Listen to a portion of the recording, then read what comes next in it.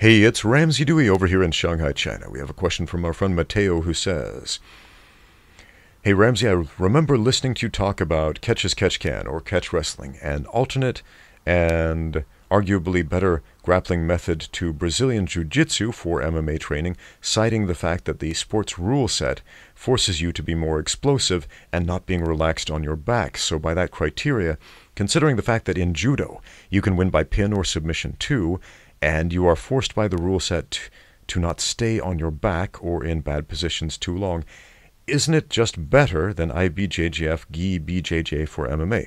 Plus, you get the takedowns. I know basically catch as catch can is the best for MMA for several reasons, but between judo and BJJ, specifically how it's often practiced, IBJJF with the gi, shouldn't people favor judo more, specifically MMA guys? Okay. It's an interesting interpretation of what I said about catch as catch can. I'll recap what I said. So essentially, catch as catch can, catch wrestling, I think, is an excellent training drill for MMA fighters as far as grappling goes, because you can win by pin or submission. And if you're stuck on your back, that's bad. You lose. Similarly, in an MMA fight, if you're stuck on your back, if you are pinned on your back, that's a beat-down position, and you're losing. You're probably getting TKO'd fairly quickly. Okay. Now, I am not saying that any one of these specific labels is what all MMA fighters should do, or that they should all sign up for a catch as catch can class, or a jiu-jitsu class, or a Brazilian jiu-jitsu class. MMA fighters need to do sport-specific training. Sport-specific grappling for the sport of mixed martial arts under the context of the rules and the circumstances of cage fighting. It's a very different thing than, say, IBJJF rules. So I'm glad you brought up IBJJF rules.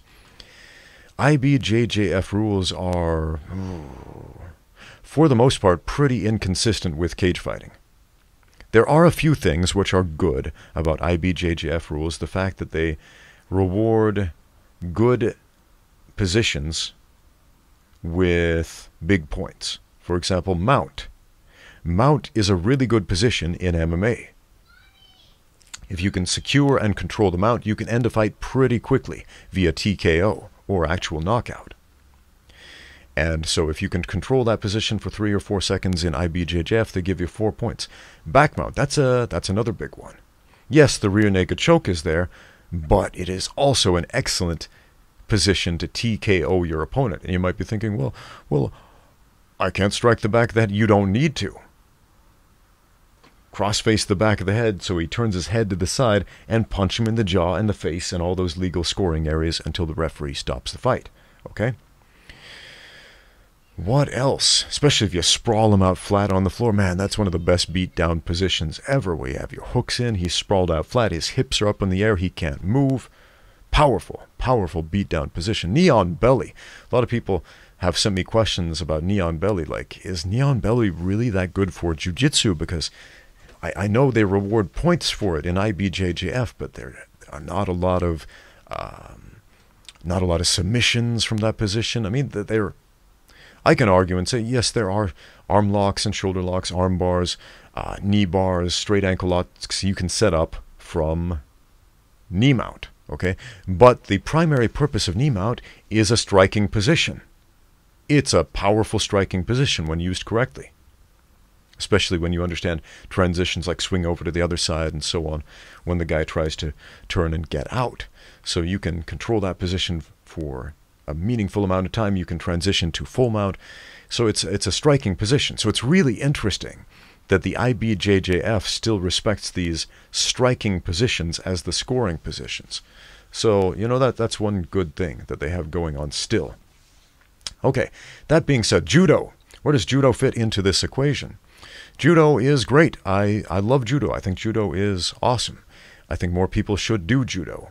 There are some fantastic judo instructors out there, and there are some less than fantastic judo instructors out there. Judo is kind of a mixed bag when it comes to black belts. I've met a lot of judo black belts. I've trained with a lot of judo black belts. Some are just killers, man, just absolute killers who are tremendous athletes, who are great in the stand-up game and great on the ground, and a lot of them are not. Some of them are pushovers, or some have a very lopsided skill set. Some are tremendous athletes and technicians when it comes to throws and takedowns, and kind of a fish out of water on the ground. Some are fairly mediocre, so I never really know what I'm going to get when I see a judo black belt. Brazilian Jiu-Jitsu being a much younger art, if you will, with that very specific focus on the ground. If you see a guy with a Brazilian Jiu-Jitsu black belt around his waist, generally you know this guy is really good in this particular range of combat on the ground, and he is probably very, very good playing the guard and passing the guard and dealing with the guard in general, because that's a huge, huge, huge percentage of Brazilian Jiu-Jitsu, dealing with the guard, right? And the guard is one of those positions that you have to understand. You have to understand it for the sport of MMA. If you don't understand the guard, how to play from both ends, how to be offensive from both ends, how to be defensive from both ends, then you're going to be at a huge disadvantage in a cage fight. Okay? So all of these individual sports, catch wrestling, Brazilian Jiu-Jitsu, and Judo, offer great things to MMA athletes. Now, should MMA athletes, should they sign up for a judo class or any of these specific classes? I would say no. What they need to do is learn from these martial arts, learn from these training scenarios that these schools of thought essentially put themselves through, and take the useful parts and integrate them into their sport-specific training. Because again, grappling for MMA is radically different than grappling for judo. I had a question a couple of years back about what MMA would be like if the fighters wore the gi, but otherwise the rules were the same, except you could grab the gi, you know, like in jiu-jitsu. And so one of my students and I, we put on gis and we did some MMA sparring. And I was kind of shocked, actually, how my expectations were very different than the reality. I thought it would be a lot more like Brazilian Jiu-Jitsu with an occasional punch here or there. But it was the striking, the stand-up phase that really changed. Like a lot. Like a whole lot. Man, the stand-up phase changed so much because of the gi. Like so much more. It was radically different than judo. It was radically different than Brazilian Jiu-Jitsu. Just the fact that there is an anchor, a post right there that you can create a frame on with the lapel. If you have a superior reach, even by an inch, suddenly holding onto that lapel becomes game-changing in the striking department.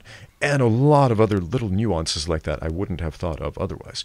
Now I realize German Jiu-Jitsu does this. They've done this for a long time. They have a competition format where you can grapple and you can strike, and they wear the gi. It's kind of like MMA and a gi, basically. Somebody asked me, what do I think of German Jiu-Jitsu?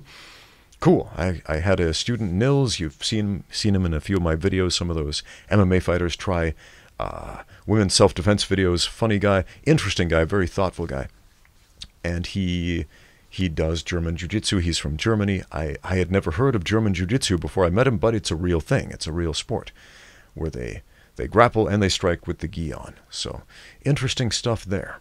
But that changes the dynamic a lot.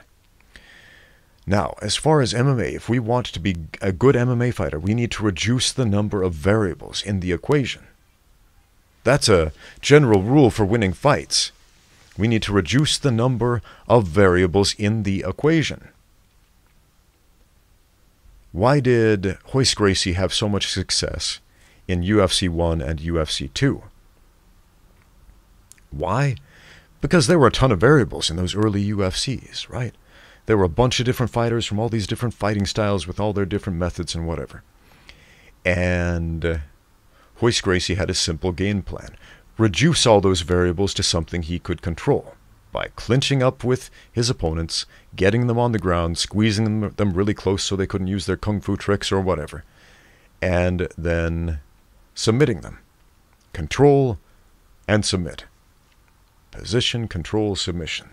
The basic mantra of Brazilian Jiu-Jitsu. Why is that effective? Because it takes away most of the variables and gives you only a few variables that you need to contend with. If I'm here in a tight clinch, my opponent's options are A, B, and C.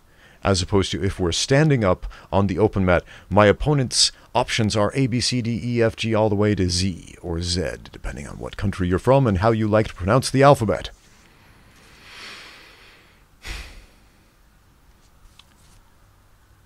So, controlling the variables, man, that is huge.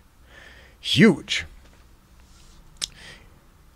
Is judo good for MMA? Yeah, sure, but, and I get this question a lot from judoka who say, Ramsey, I don't see judo being represented in MMA. There are tons of high-profile MMA fighters who are judo black belts. There are tons of judo techniques being used all the time in high-profile MMA fights. Tons of them. Okay?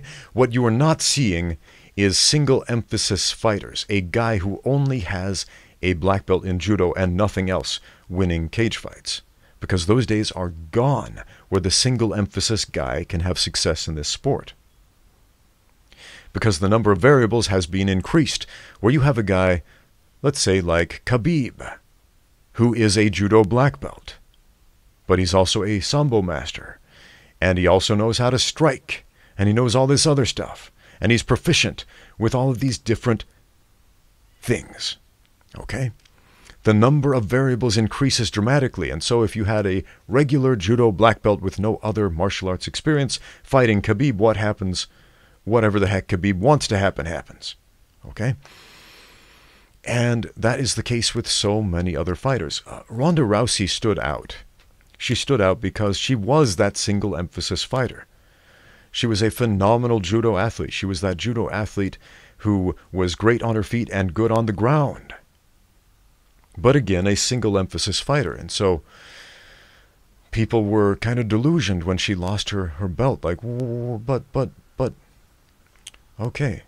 Those days are gone. You have to be a well-rounded fighter. You have to be good at more than one thing in order to experience success in MMA. So judo happens in MMA all the time. Judo techniques happen all the time. There are tons of judo black belts in MMA. And the judo mindset is a good one for the sport of MMA. Fight to get that takedown. Because most of the time, the first guy to get the takedown wins the fight. The guy who gets more takedowns generally wins the fight most of the time. It has a huge effect, not just as far as strategically, but also psychologically. If you're fighting someone and they are able to throw you on your head at will, and you can't dictate the position of where that fight happens, that's demoralizing. Even if you're the greatest Brazilian Jiu-Jitsu ground fighter in the universe, that's demoralizing. Okay, so that's a great mindset. And the mindset of don't be stuck on your back, that's a good one for MMA. You gotta hustle, right? And that time limit that they have in sport judo, I don't remember what it is, but it's a fairly short time allotted to fight on the ground, which has its pros and has its cons. As a drill that you do once in a while, you know, pretending the floor is lava, essentially, that's a good drill to do, but at the same time, you need to explore the depths of fighting on the ground that Brazilian Jiu-Jitsu, sport Jiu-Jitsu gives you, right? So essentially, I'm saying cross-train. Don't get married to one idea. Experiment. Get out there and train, like I always say, right? So let's do that. Thank you for watching. Now get out there and train.